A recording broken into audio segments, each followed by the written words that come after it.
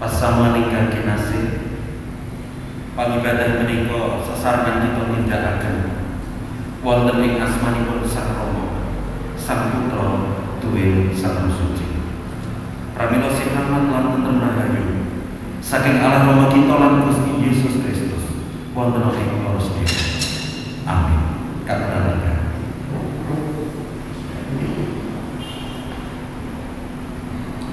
Pasamuan ingkang kinasih, pamriksanipun Gusti tembung tansah kita laksanaken ing gesang kita. Pramila monggo kita wujudaken panuwun syukur kita srana mulyakaken asmanipun saking kidung angka 26 padha ingkang setunggal lan kalih. Puji panuwun.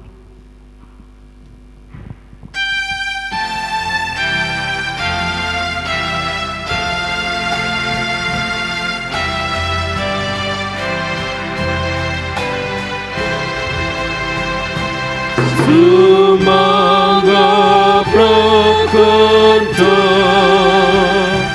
marep ngarsaning Gusti anggung asmanya besi ingkang sejati tekrono kang putra kita tansah bejo siang dalalatri Gusti kang rimati.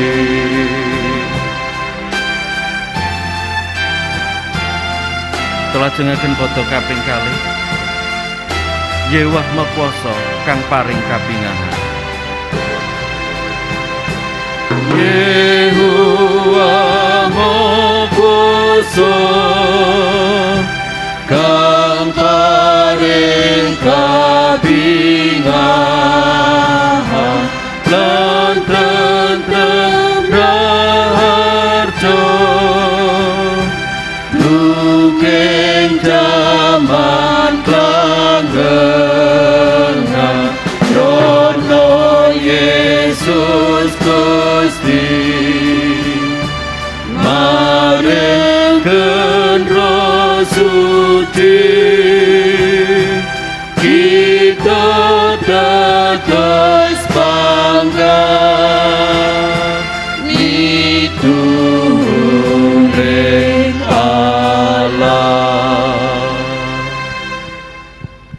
Pasaman kinasih sumangga kita sesarengan ndedonga. Paduka Allah sesembahan kawula wonten ing Gusti Yesus Kristus. Inggih Gusti ingkang dados Rama, ingkang dados sumbering gesang lan pitulungan dalah kawilujengan tumrap gesang kawula, yang menjadi sumber kehidupan dan keselamatan atas kehidupan kami. Ngaturaken ageng panuwun wonten ing ngarsa paduka dene wanci enjang menika paduka sampun kepareng nunggilaken kawula warganing pasamuan, menyatukan kami jemaat Tuhan di tempat ini. Inggih kangge sesarengan kawula sami masrahaken gesang ing satengahing pangibadah wonten ing sedaya pangreksa lan campur asta paduka. Awit tanpa paduka kawula sami boten badhe saged menapa-menapa. Tanpa Tuhan kami tidak bisa berbuat apa-apa. Pramila duh Rama kawula inggih tansah nyadong berkah paduka ing satengahing pangibadah menika.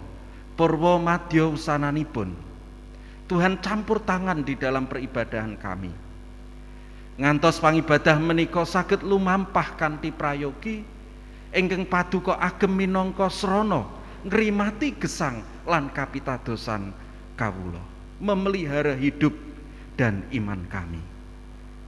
Tinebihna pangibadah menika saking sedaya rubeda lan panggoda sakit penyakit ngantos kawula sami saestu saged tumemen lan temen anggen kawula mitadosaken gesang wonten ing ngarsa paduka, mempercayakan hidup kepada Tuhan.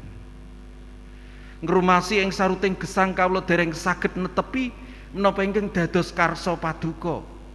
Tasih kathah kelepatan, tasih kathah dosa-dosa kawula. Pramila paduka kepareng paring pangapunten. Supados kawula sami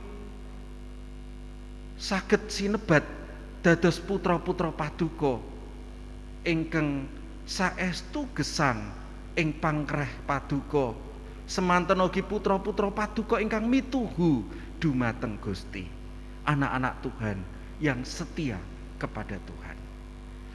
Mekaten Gusti atur panuwun tuwin pandonga kawula ingkang kawula pitadosaken sedayanipun wonten ing asma paduka inggih Gusti kawula Yesus Kristus. Amin.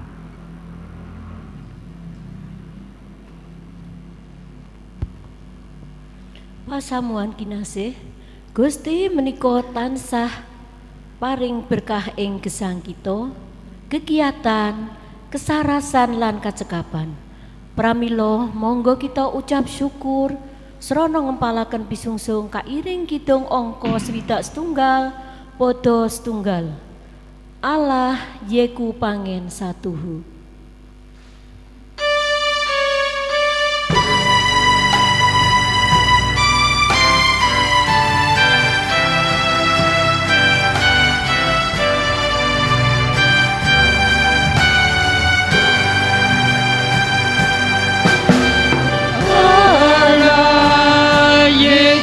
Pangen satu Renyonan terben kalbu Kula tansah mata Srana sagung ing kami Raning curanging pati Curanging pati dan wedi bilahi itu si pribadi kangani nadyan bangsa kata mana dacan sembah berkatan sadu mentah moga berjan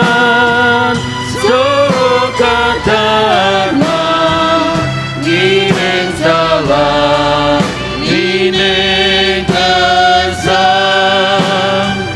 satu guna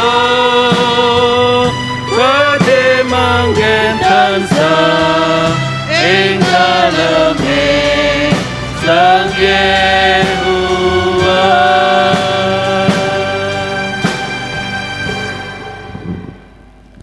Pasaman keaturan jumeneng.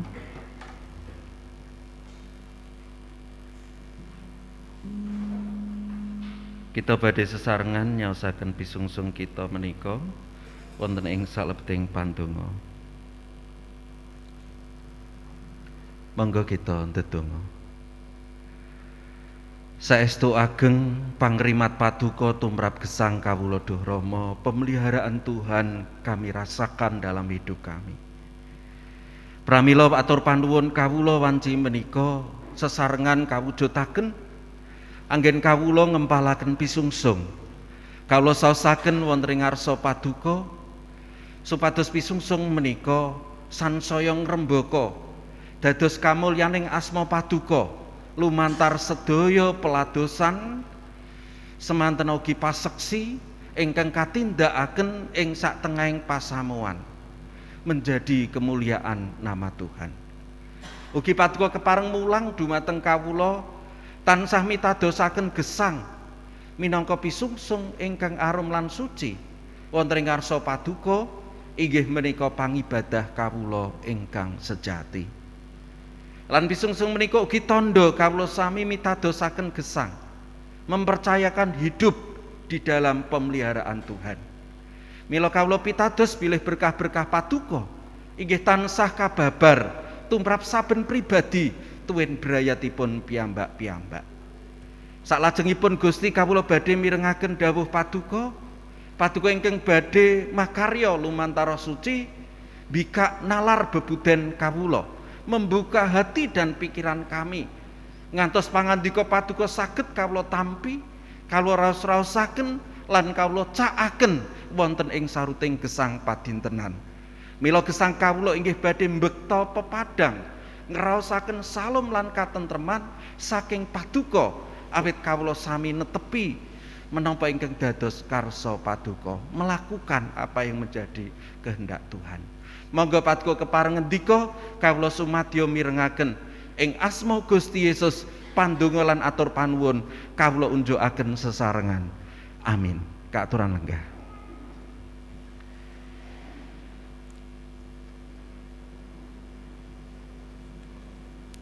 Bapak Ibu sedherek ingkang kinasih wonten ing Gusti, pangandikanipun Gusti ingkang badhe sesarengan kita tampi wonten ing ibadah Minggu kaping 3 wanci menika badhe kita petik saking Injil Lukas bab 6. Injil Lukas bab 6 ayat 17 ngantos ayat 18.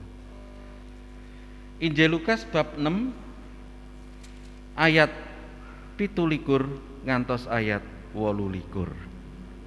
Mekaten dawuhipun. Nanging kowe kang padha ngrungokake marang aku, padha ndak pituturi, padha tresna marang mungsuhmu. Wong kang sengit marang kowe padha becik ana. Wong kang nyupatani kowe padha suwena berkah. Wong kang sewenang-wenang marang kowe padha dongakno becik. Ingkang rahayu inggih menika kita ingkang mirengaken pangandikanipun Gusti lan dipun gatosaken wonten ing gesang padintenan. Bapak Ibu sedherek pasamuan ingkang kinasih, jejer pangandika ingkang kita ras-rasaken ing saktengahing pangibadah menika inggih dipun tresnani kangge tresnani, dikasihi untuk mengasihi. Wonten ing setunggaling dusun menika ketingal kalih brayat ingkang griyanipun menika cecaketang. Ada 2 keluarga yang rumahnya berdekatan. Brayat ingkang kapisan menika anggadhahi ayahan dados petani. Kleres anggadhahi lahan wonten ing wingking griyanipun. Dados saben dintenipun brayat kapisan menika inggih ngolah sitinipun lajeng dipun tanemi taneman ingkang mangkenipun saged dipun eneni, bisa dipanen hasilnya. Dene brayat ingkang kaping kalih ayahanipun menika dados pemburu. Mila brayat ingkang kaping kalih menika awit dados pemburu inggih nggadahi segawon. Lan segawonipun boten namung setunggal kalih nanging kathah. Terus segawonipun menika ageng-ageng. Lajeng nalikanipun brayat ingkang kapisan menika nembe kemawon nanem jagung lan sampun milahi tuwuh tanemanipun menika, dumadaan brayat ingkang kapisan ingkang ayahanipun petani menika kaget. Dene taneman jagung ingkang sampun tuwuh menika sami risak. Kenging menapa tanemanipun menika kok saged risak? Mila setunggaling wekdal dipun indemi. Lan kanyatan ingkang kalampah kenging menapa tanemanipun menika risak inggih menika krana brayat ingkang kaping kalih ingkang nggadahi segawan menika sak sampunipun buru saking wana segawonipun boten enggal dipun kandangaken. Anjing tidak segera dimasukkan dalam kandang, ning dipun jaraken wonten ing wingking griya, dibiarkan ada di belakang rumahnya. Mila lajeng segawan menika nasak-nasak mlebet wonten ing panggenanipun brayat ingkang sepisan ingkang dados petani kala wau inggih wonten ing griyanipun. Ing pundi pategalanipun menika wonten ing ngriku lan segawon brayat kalih menika ugi nasak wonten ing ngriku lan krisak taneman jagungipun. Mila lajeng brayat ingkang kapisan mangertos, oh keng napa kok jagungipun saben-saben menika risak. Ingkang risak kanyatan menika segawon brayat ingkang kaping kalih kala wau. Mila lajeng kanthi raos ngrundel sang petani menika ndatengi griyanipun sang pemburu inggih brayat kalih menika wau. Sasampunipun dumugi wonten ing griyanipun sang pemburu, lajeng petani menika raosan mbok sampun ngantos segawonipun menika diumbar. Ngantos segawonipun menika ngrisak taneman jagungipun. Mbok enggal dipun lebetaken ing kandang sasampunipun wangsul saking wana. Ewa semanten pemburu menika mboten maelu menapa ingkang dados panyunanipun petani. Tetep kemawon sasampunipun wangsul buru segawonipun menika dipun umbar. Inggih tetep lebet wonten ing pategalanipun petani lan ngrisak malih wonten ing ngriku. Mila awit emosi lan mangkelipun petani menika inggih sowan dhateng setunggaling hakim wonten ing daerah ngriku. Lajeng sang petani matur menapa wontenipun bilih asring dipun ganggu dening segawon-segawon gadahanipun pemburu menika wau lan kepengin nglajengaken wonten ing ranah hukum. Lajeng sang hakim menika ngendika, "Nggih saged mawon, Pak. Dilajengaken wonten ing ranah hukum. Lan kula saged menang ngaken panjenengan nalika perkawisipun kados mekaten menika. Dados ingkang klentu pancen sanes panjenengan. Ingkang klentu saged tanggi panjenengan ingkang dados pemburu niku. Nanging ngaten, Pak. Menawi mangkih kula saged bekta perkawis menika teng ranah hukum, lajeng tanggi panjenengan menika wau dipun hukum paling boten nggih 3 wulan penjara. Mangkih panjenengan badhe gadah mengsah. Kamangka griyanipun menika caket kalian panjenengan, ndempel kalian griya panjenengan. Menika ndak lajeng dadosaken panjenengan sekeca lan tentrem. Mila lajeng sang petani menika kanthi raos panggrundel wangsul saking papan hakim menika. Ing tengahing margi dipun raos-raos malih pangandikanipun sang hakim menika. Kok nggih wonten leresipun? Kok nggih kedah mbekta perkawis menika wonten ranah hukum? Dene sak boten-botenipun tetep budidaya dipun rampungaken langkung rumiyin kanthi kekeluargaan lan katresnan. Mila perkawis katresnan ingkang dipun gadahi sang petani kala wau mbrek sang petani menika dumugi wonten ing griyanipun nadyan manahipun menika nggih nembe mboten kanten-kantenan. Kepengin mawujudaken katresnanipun. Srana lajeng mendhet setunggal cempe gadahanipun wonten ing griya dipun bekta wonten ing griyanipun sang pemburu kala wau. Angkahipun supados saged dipun agengaken minangka wujud ugi bilih piyambakipun menika kepengin tresnani mekaten. Mila dumugi wonten ing griyanipun sang pemburu cempe menika wau dipun pasrahaken lan saestu putranipun sang pemburu nalika nampi cempe saking petani menika rumaos bingah remen sebab cempe menika nggih ketingal lucu saged njrantal mrika-mriki mekaten benten kaliyan segawonipun ingkang galak-galak. Mila lajeng putranipun sang pemburu menika wau malah remen kaliyan cempe menika. Ewa semanten nalikanipun putra sang pemburu menika saben-saben ngedalaken cempe wau saking kandhangipun. Segawon ingkang dipun umbar dening bapakipun menika tansah ngoyak ngerek lan kepengin mejahi cempe menika wau. Mila nalika sang pemburu menika mangertos kados pundi putranipun menika saestu remen kalian cempe kala wau. Murih cempe kala wau mboten dados korban lan dipun pejahi segawan menika. Saben wangsul saking buru segawan-segawanipun enggal dipun lebetaken wonten ing kandhang. Saben wangsul saking pundi kemawon teras migatosaken segawanipun supados mboten medal kandhang, mboten mejahi cempe kala wau kepara ugi mboten ngrisak taneman jagungipun sang petani utawi tangginipun menika.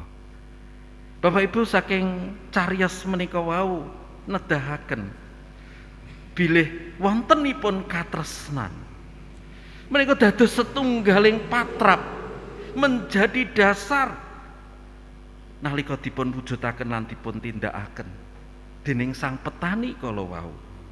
Sang petani menika saged ngrampungaken sedaya perkawis ingkang nembe dipun adepi.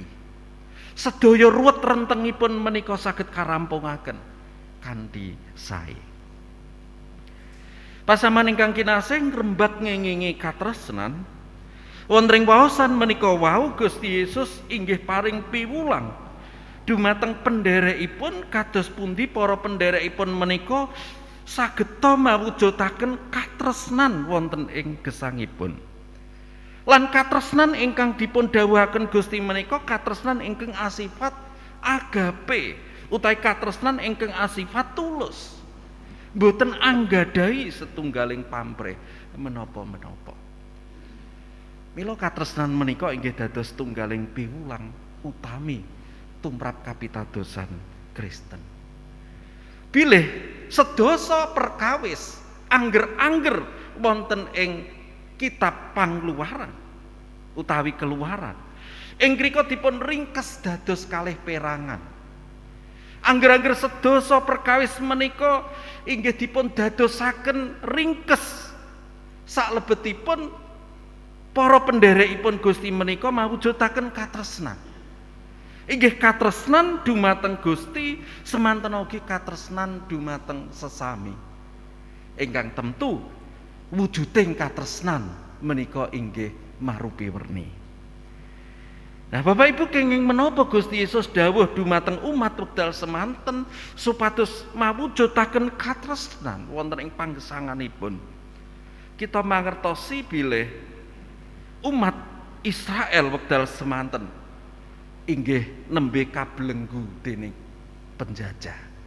Umat pada saat itu sedang ada di dalam penjajahan. Lan kita mangertos kados pundi kawontenanipun umat nalika ngalami penjajahan. Bagaimana keadaan umat ketika menghadapi penjajahan?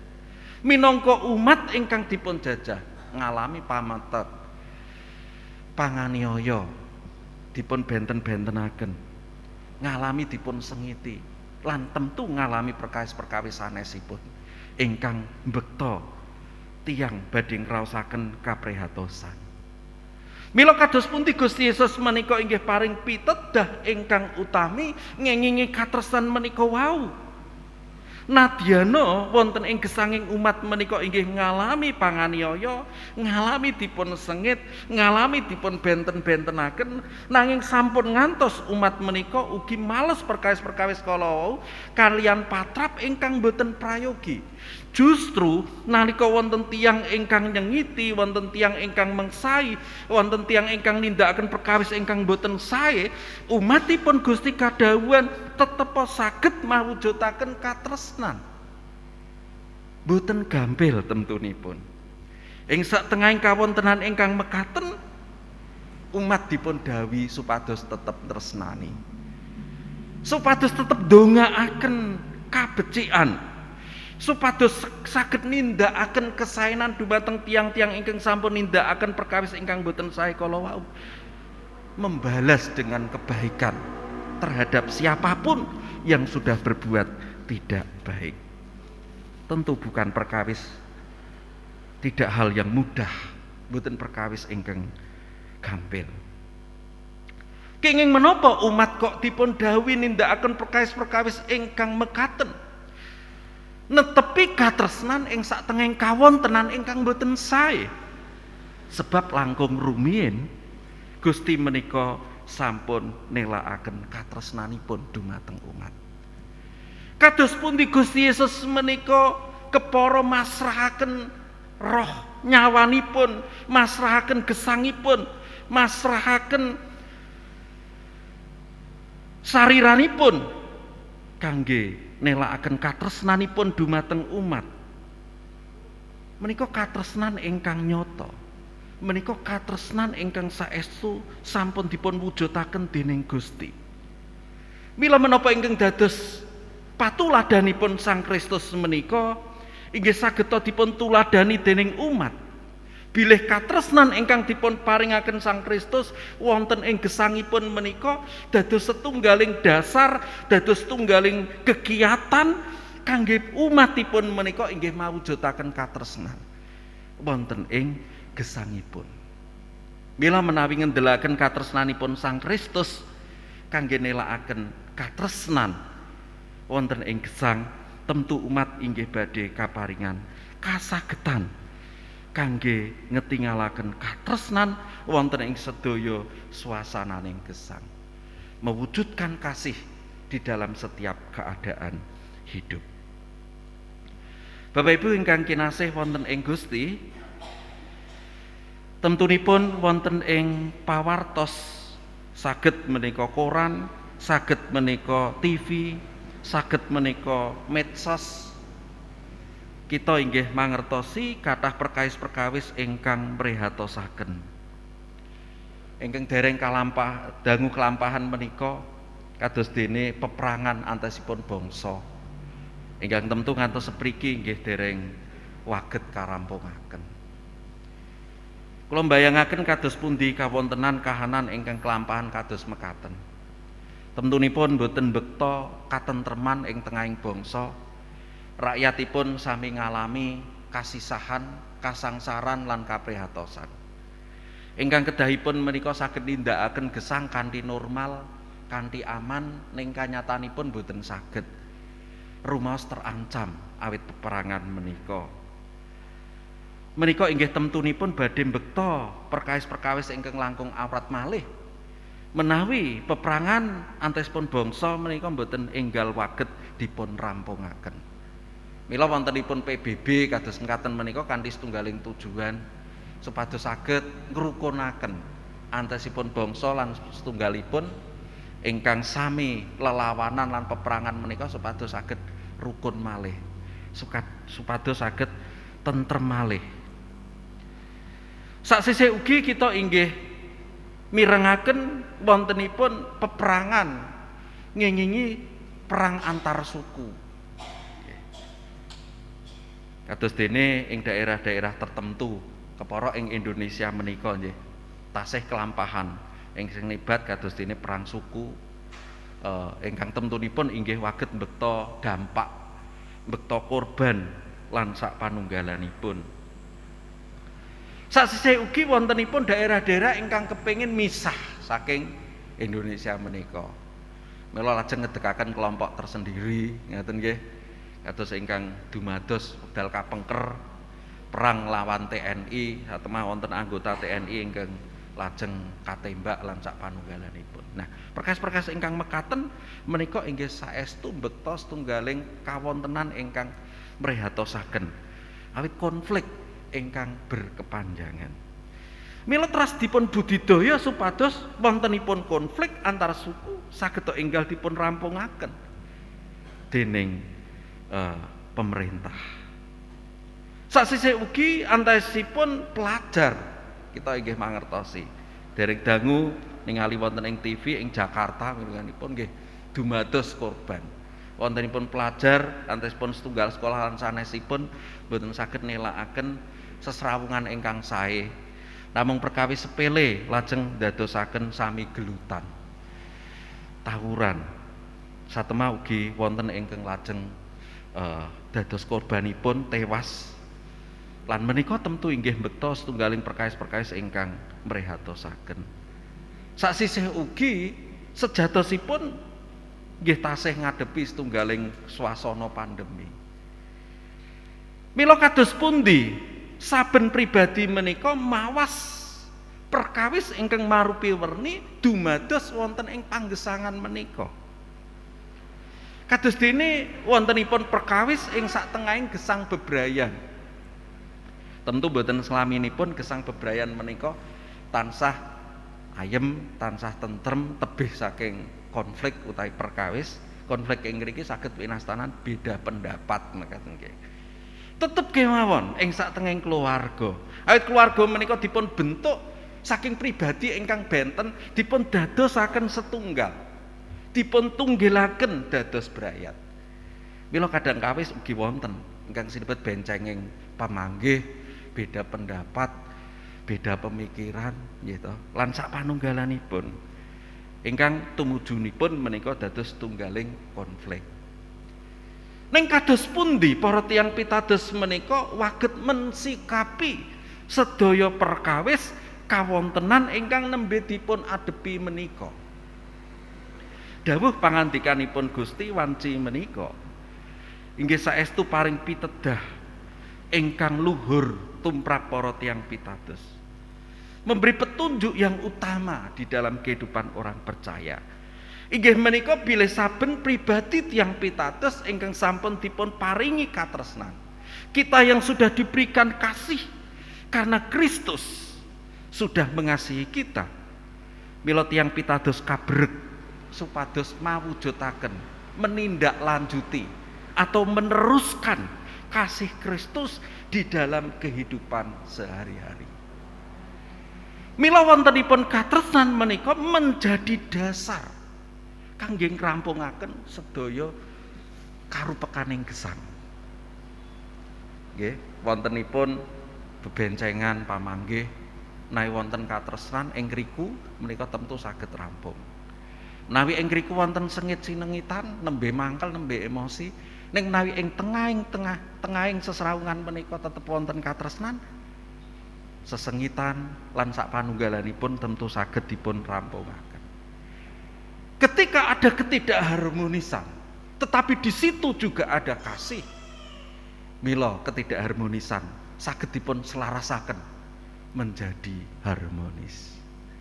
Ketika ada ketidakrukunan dan di situ tetap ada kasih, ketidakrukunan bisa diselesaikan, bisa kembali dirukunkan karena kasih.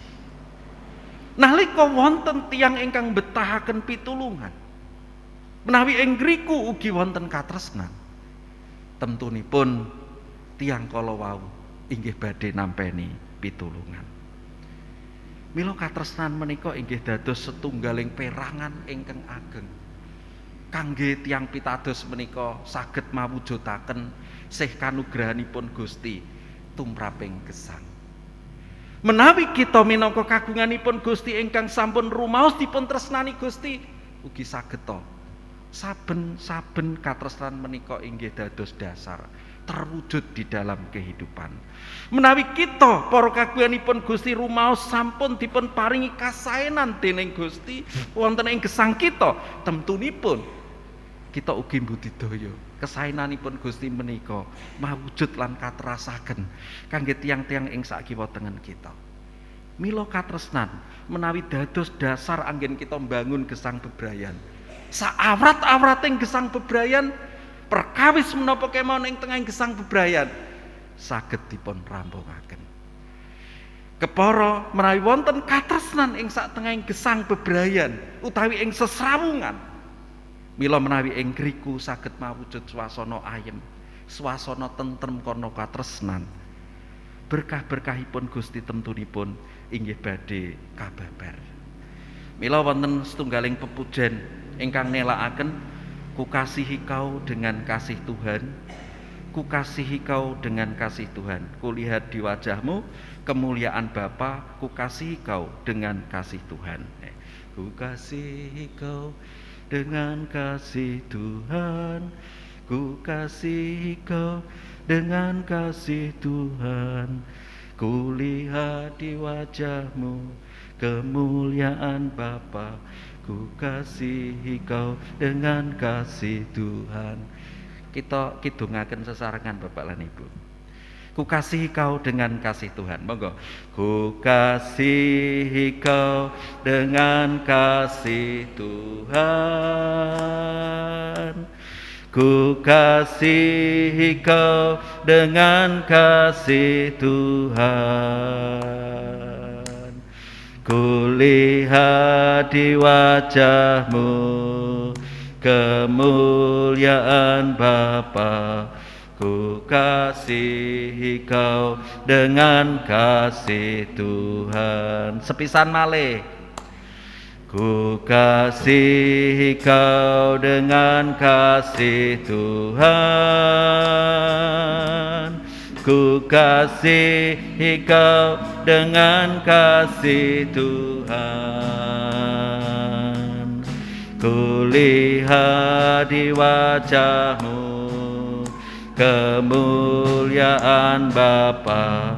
Ku kasihi kau dengan kasih Tuhan.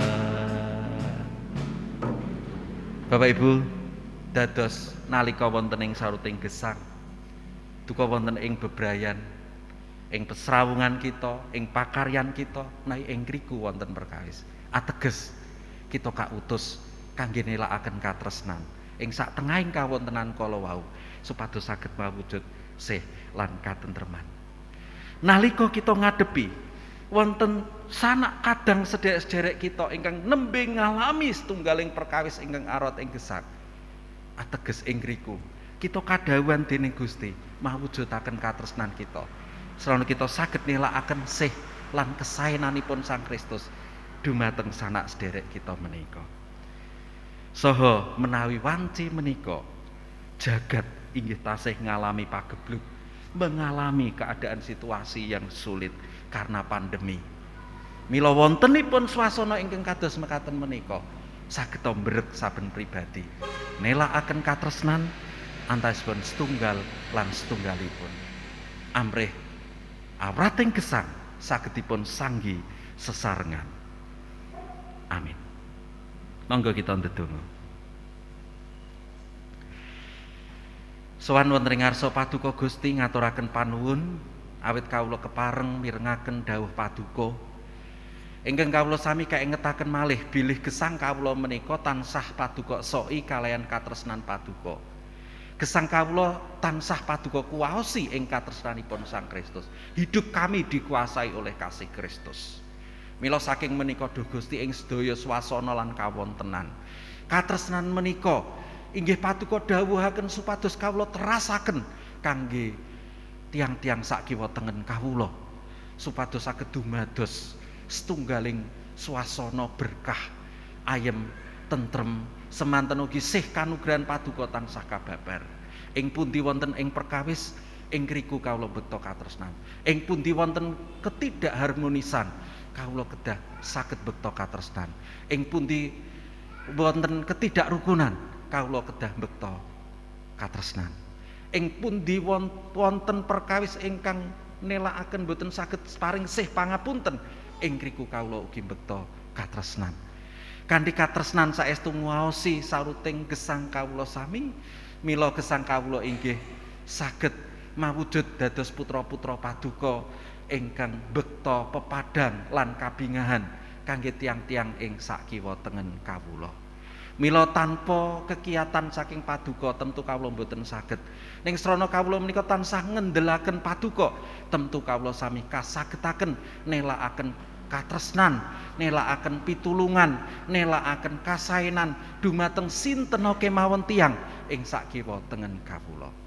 Mekaten duh Gusti kawula masrahaken warganing pasamuan.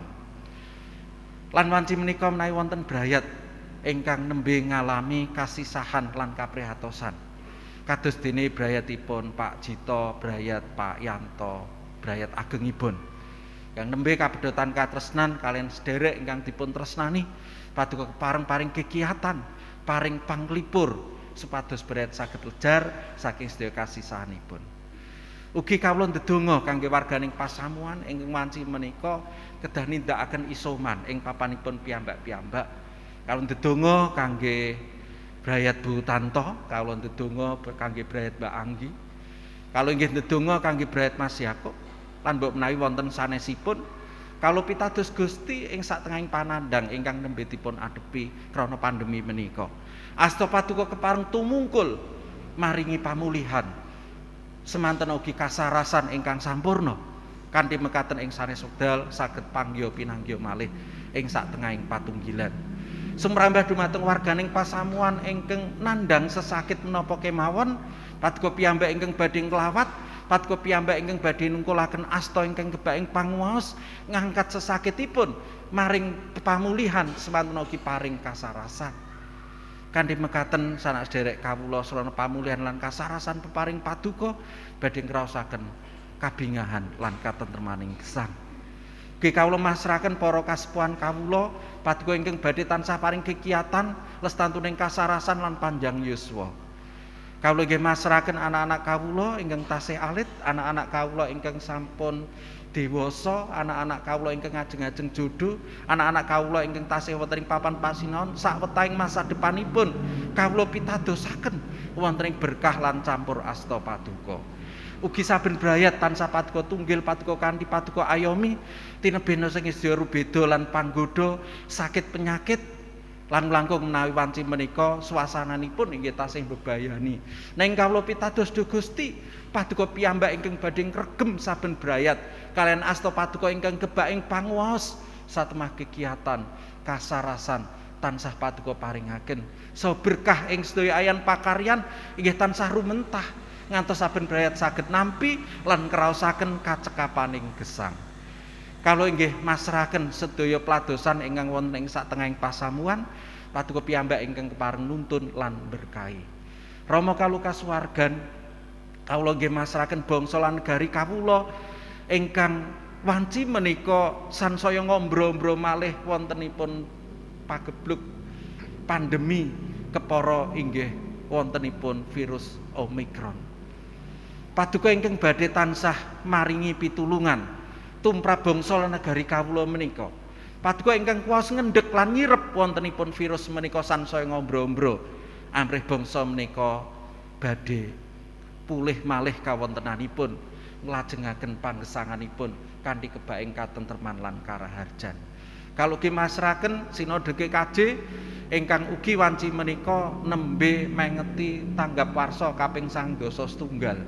Gusti ingkang badhe tansah nuntun nunggil nganti ngayomi peladosan Sinode GKJ sesarengan kalian pasamuan klasis-klasis menapa dene gereja lokal. Satemah peladosan ing pesamuan GKJ ugi sansaya badhe tuwuh kagem kamulyaning asma paduka.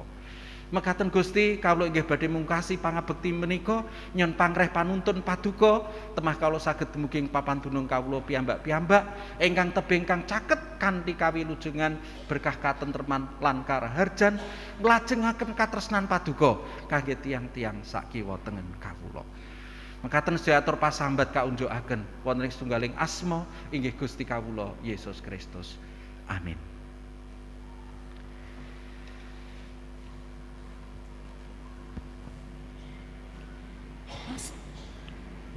Pasamuan ingkang kinasih, pangandikanipun Gusti ngata kita supados kita tansah mujudaken katresnan kita dumateng Gusti ugi sesami. Monggo kita sanggemi dawuh menika srana kidung angka 100 padha setunggal dumugi kalih. Kraharjaning tumitah.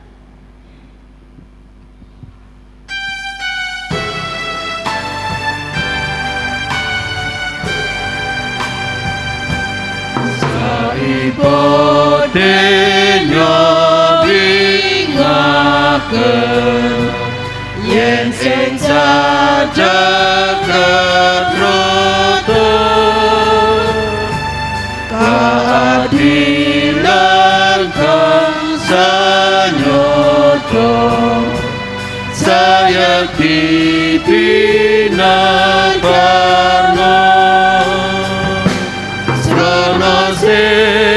katresnan tulus lacaket dados wirdos sagung tumita raharjo rinoban siramatnya Kelajengaken foto kaping kalih saibote nyo nengsemken yen manungsa sadunyo saibodenya nengsemken yen manungsa sabumi marsudi tentrem rahaja numpraken siing Gusti srana katresnan tulus lajaken dados virtus sagung tumita raharja. Referen kita ambali srana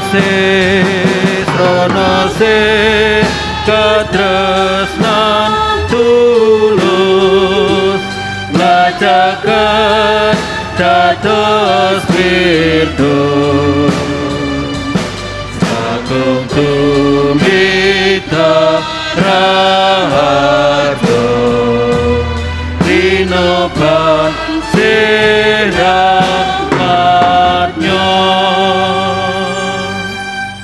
Pasaman kaaturan jumeneng sesarengan kalian pasamanipun Gusti ing sandinging jagat lan abad, monggo kita kiyataken kapitadosan kita sarana ngucapaken syahadat 12 ingkang mekaten. Kawula pitados dhateng Allah Sang Rama ingkang kawasa, ingkang nitaken langit akalian bumi. Inggih pitados dhateng Yesus Kristus ingkang trontang-anting Gusti kawula, ingkang kabotaken ing Roh Suci miyos saking prawan Maryam, ingkang nandhang sangsara nalika semitipun Pontius Pilatus, kalajeng nglampahi sida lajeng kasrekaken tumdak ing teleng palingan. Ing tigang dintenipun wumul saking antus tiyang jah, lajeng sungkur ing swarga pinarak wonten ing tenipun Allah Sang Rama ingkang makawasa. Saking kriku inggih badhe rayipun ngadili tiyang gangsang kaliyan ingkang rejah. Kalpitados dhateng Roh Suci, kalpitados wonten pasan Kristen sunggal ingkang suci sarta ratin inggih patunggilanipun Roh Suci. Menapa dene pangunturing dosa, tanipun raga sarta gesang langgeng. Monggo kita neraken manah wonten ing ngarsanipun Gusti, tansah dados seksining katresnanipun Gusti wonten ing gesang kita, wangsul kanthi tentrem lan nampi berkahipun Allah. Pangeran Yewah maringi berkah dhateng panjenengan. Jagi ngayomi paring kegiatan nglestantunaken kasarasan tumrap gesang panjenengan. Pangeran Yewah nyunaraken cahyaning wedananipun dhateng panjenengan lan maringi sih rahmat. Pangeran Yewah nungkulaken wedananipun dhateng panjenengan lan maringi tentrem rahayu. Amin.